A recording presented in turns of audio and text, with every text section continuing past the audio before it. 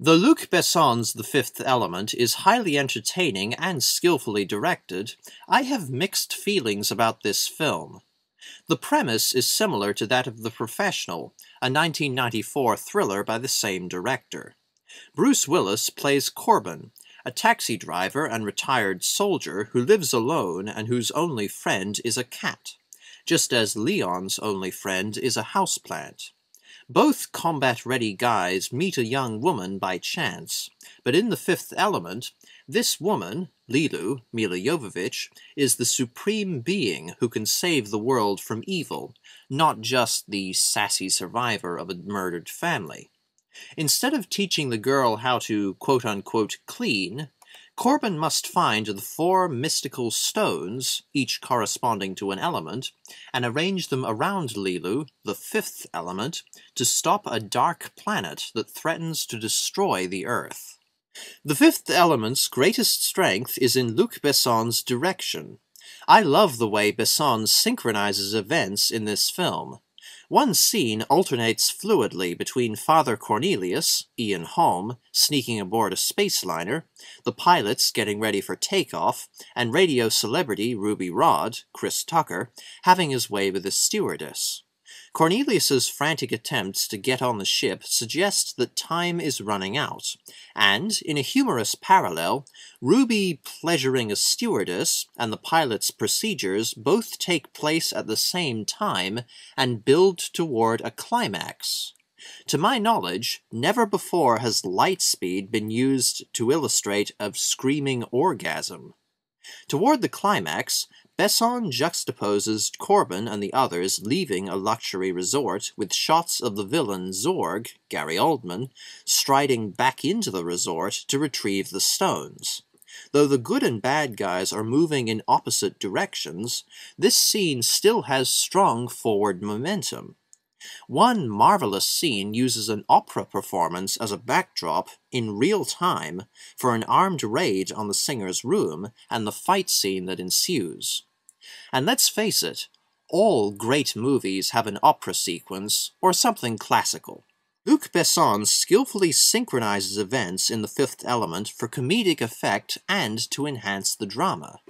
Zorg, the antagonist, is another quality The Fifth Element has in common with The Professional, and not just because both villains are played by Gary Oldman. In The Professional, Detective Stansfield despises people who don't value life. This is the only reason Stansfield spares Matilda's life.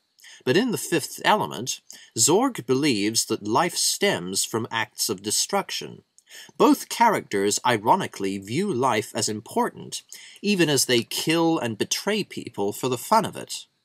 Zorg's relationship with the Dark Planet is unclear. Zorg is a cold-hearted, ruthless, but humorous villain, and he wants the stones for himself.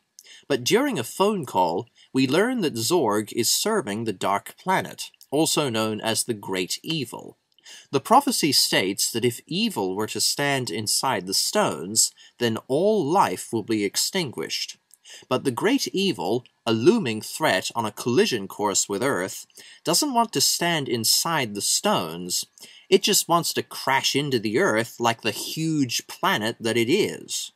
The prophecy might be referring to Zorg as evil, but the Great Evil would have destroyed planet Earth, killing Zorg, whether Zorg claimed the stones or not.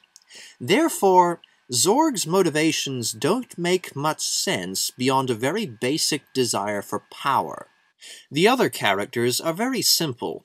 Corbin is the butch but sensitive hero who falls in love with Lilu, and is overall a fairly standard Bruce Willis character. Lilu is fairly ditzy for most of the film, but Jovovich's performance is otherworldly and highly emotional when needed. When Lilu learns about war, her sorrow upon learning of our violent natures is heartbreaking.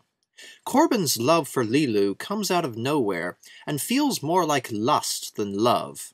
The most endearing character is Ian Holm's Father Cornelius. You might remember Holm as Ash the android in the first Alien movie. Cornelius is an excitable, flustered priest whose duty it is to save the world, but his ideas never work out. Holmes steals the show with his bright, energetic persona.